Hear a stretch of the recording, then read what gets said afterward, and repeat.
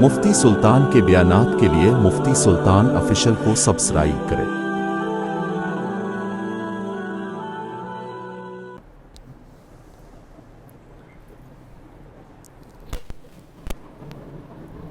السلام علیکم۔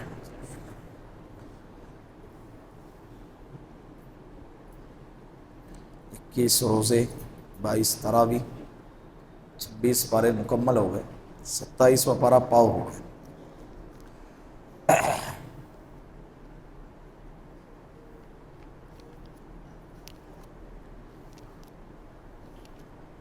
پچیسویں پارے میں اللہ رب العزت نے ایک اور صورت ہے جو نازل فرمائی، جسے سورہ دخان کہتے ہیں۔ دخان کے معنی آتے ہیں دھواں۔ کیا معنی؟ دھواں۔ بسم اللہ الرحمن الرحیم، حامیم والکتاب المبین، انا انزلناه فی لیلۃ مبارکۃ انا کنا منذرین فیہا یفرق کل امر حکیم۔ حامیم یہ حروف مقطعات میں سے ہیں۔ الف لام میم، الف لام را، الف لام میم را، طا سین میم، حامیم یاسین، یہ سارے حروف کس میں سے ہیں؟ حروف مقطعات، ٹکڑے کر کے پڑھے جانے والے حروف۔ اور اس کا ترجمہ، اس کے معانی اور اس کا مطلب یہ اللہ اور اللہ کے رسول کے علاوہ کسی کو نہیں معلوم۔ بعض مفسرین نے کہا ہے کہ یہ رموز میں سے اللہ اور اللہ کے رسول صلی اللہ علیہ وسلم کے بیچ میں یہ رازدارانہ یہ الفاظ ہے۔ یہ اللہ جانتے ہیں کہ کیا کہا، اور اللہ کا حبیب جانتا ہے کہ اللہ رب العزت نے کیا فرمایا۔ ابھی بعض لوگ کہیں گے کہ بھائی پھر جب اس کا مطلب ہے ہی نہیں، معلوم ہی نہیں ہے، تو پھر اس کا فائدہ کیا پڑھنے کا؟ کہیں گے نا بھائی اس کا مطلب ہی نہیں معلوم ہے، ترجمہ ہی نہیں معلوم ہے کسی کو، تو اس کا فائدہ کیا ہے؟ اس کے دو فائدے ہیں۔ کتنے؟ دو۔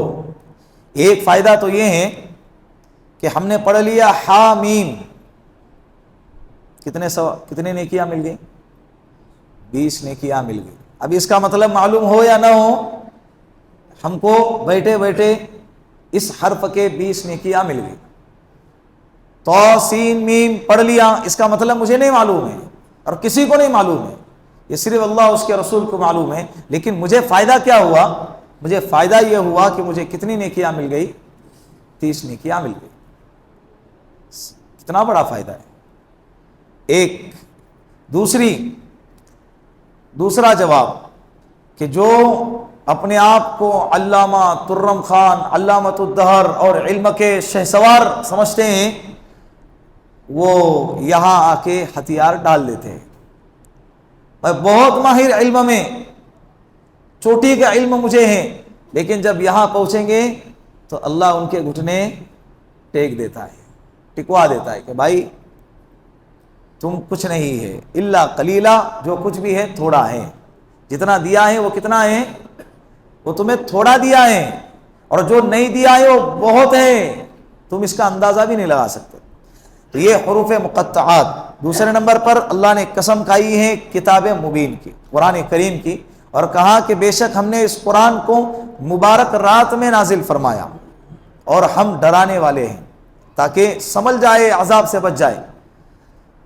یہاں پر مفسرین فرماتے ہیں کہ اس آیت کریمہ میں جس رات کا تذکرہ ہے وہ رات شب قدر ہے، شب برات نہیں ہے، اس لیے کہ اللہ رب العزت نے قرآن کریم کو جو نازل فرمایا ہے یا رمضان المبارک میں نازل فرمایا، اور شب قدر 21ویں شب، بعض مفسرین کہتے ہیں 25ویں شب، دو قول ملتے ہیں ہمیں، 21 اور آسمانی جتنے بھی کتابیں ہیں، تورات ہے، زبور ہے، انجیل ہے اور قرآن کریم ہے، یہ ساری کی ساری کتابیں رمضان المبارک کے اندر اللہ رب العزت نے نازل فرمائی۔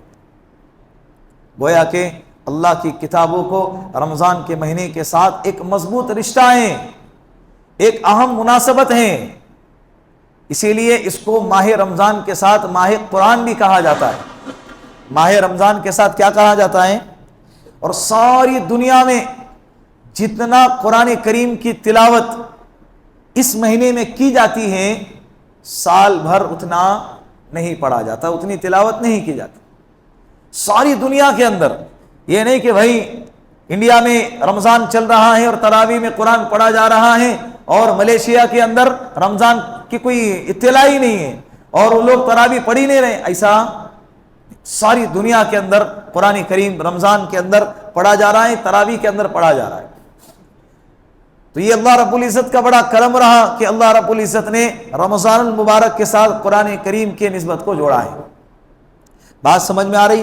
فیہا یفرق کل امر حکیم، اللہ رب العزت کہتے ہیں کہ اسی رات میں ہم ہر چیز کے فیصلے فرماتے ہیں، ہر چیز کے فیصلے اسی رات میں فرماتے ہیں۔ اس سے بعض مفسرین نے کہا ہے کہ جو فیصلے کرنے کی جو رات ہے نا، بعض لوگ شب برات کہتے ہیں، تو انہوں نے کہا کہ وہ غلط ہے، یہ شب قدر ہے جس میں قرآن کریم میں اللہ رب العزت نے واضح انداز میں فرمایا کہ انا انزلناہ فی لیلۃ مبارکۃ انا کنا منذرین فیہا یفرق کل امر حکیم، بے شک ہم نے اس کو مبارک رات میں یعنی قرآن کریم کو مبارک رات میں نازل فرمایا اور اس رات میں ہم ہر چیز کے فیصلے فرماتے ہیں۔ کون کب پیدا ہوگا، کون کب مرے گا، کون کتنا جیے گا، کس کے مقدر میں کتنی روزی ہے، کس کے مقدر میں جوڑا کس کا کیسا ہے، کتنی اولادیں ہوں گی، کون سی اولادیں ہوں گی، نیک بخت ہوں گا یا بد بخت ہوں گا، سارے اچھے اعمال کرنے والے جتنے بھی ہیں، سارے جتنے بھی زندگی کے اعمال ہیں، اس ساری چیزوں کا فیصلہ اس رات میں کیا جاتا ہے۔ اسی طرح اللہ رب العزت نے اس کے اندر جو سورت کا نام رکھا گیا ہے دخان، دھواں، اس کی کیا وجہ ہے؟ مفسرین نے اس کی دو وجہ بیان فرمائی ہے کہ اللہ رب العزت نے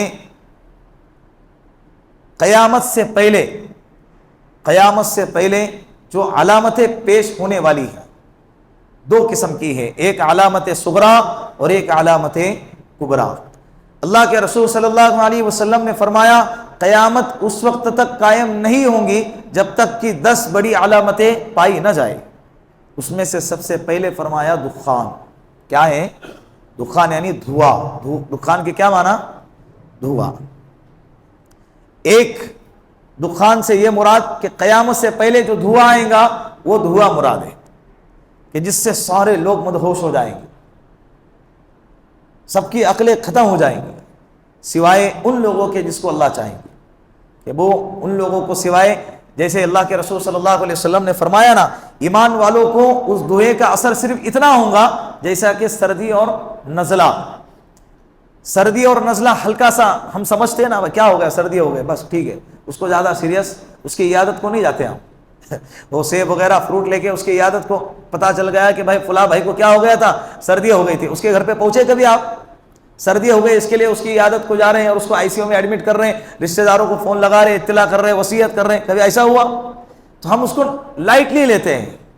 تو اللہ کے رسول صلی اللہ علیہ وسلم نے فرمایا قیامت سے پہلے جو دھواں آئے گا وہ دھواں اتنا خطرناک ہوگا، عذاب علیم، دردناک عذاب ہوگا، ساری نسیں دکھیں گی، ہڈیاں دکھیں گی، جسم میں تکلیف ہوں گی، اتنا درد ہوگا اور اسے مدہوش کی جیسی کیفیت ہوں گی اسے۔ لیکن ایمان والوں کا حال یہ ہوگا کہ اس کو سوائے سردی اور نزلے کے اسے کچھ زیادہ فرق نہیں پڑے گا۔ دخان سے، دھوئے سے، ایک تو دھواں یہ مراد ہے۔ دوسرا دھواں حضرت عبداللہ ابن مسعود رضی اللہ عنہ جیسے فرماتے ہیں کہ یہاں جس دخان کا دھوئے کا تذکرہ ہے وہ دخان مکۃ المکرمہ میں جب مکہ والوں نے آپ صلی اللہ علیہ وسلم کی دعوت کو قبول نہیں کیا بلکہ انہیں ٹھکرا دیا اور اللہ کے رسول صلی اللہ علیہ وسلم کو ستایا، پریشان کیا، تو آپ صلی اللہ علیہ وسلم نے فرمایا اے اللہ، جیسے تو نے یوسف علیہ السلام کی قوم کو قحط سے وابستہ کروا کے ان کو صحیح سمجھ عطا فرمائی تھی، اے اللہ انہیں بھی قحط سہلی سے وابستہ کروا دے اور ان کو بھی صحیح سمجھ عطا فرما۔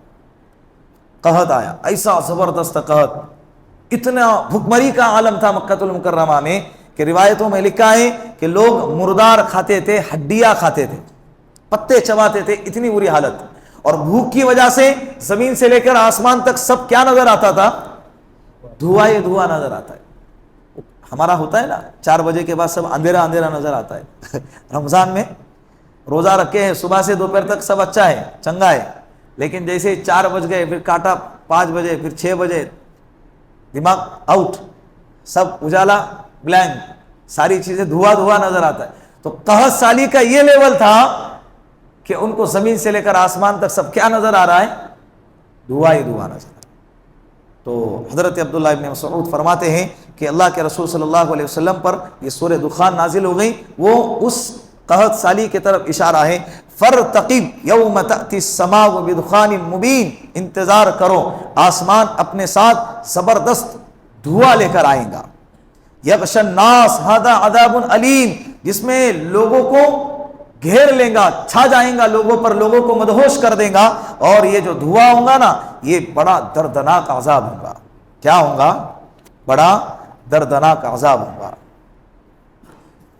آگے اللہ رب العزت نے 26ویں پارے میں سورہ محمد نازل فرمائی ہے. سورہ محمد کی بڑی فضیلت ہے.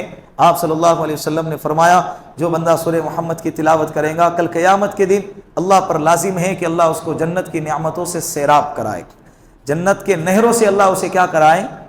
سیراب کرائے. اسی لیے مختصر سی 4 صفحوں کی سورت ہے. ہر انسان کو چاہیے کہ اس سورت کی تلاوت کرے. اور اس میں آپ صلی اللہ علیہ وسلم کا اسم مبارک بھی ہے محمد. پورے قرآن کریم میں اللہ رب العزت نے صرف 4 مرتبہ ہمارے نبی محمد صلی اللہ علیہ وسلم کا نام لیا ہے، صرف 4 مرتبہ. ورنہ باقی جتنی بھی دفعہ ہیں ہر جگہ پر القاب سے پکارا ہے. کس سے پکارا؟ القاب. اور نام کے جگہ لقب سے پکارنا یہ اس کی عظمت ہوتی ہے. کیا ہوتی ہے؟ عظمت اور اس کی عزت کی علامت ہوتی ہے. ایک سورہ آل عمران میں اور ایک سورہ محمد میں اور ایک سورہ محمد کے بعد سورہ فتح کے اندر اور اسی طرح ایک سورہ صف کے اندر ہے احمد.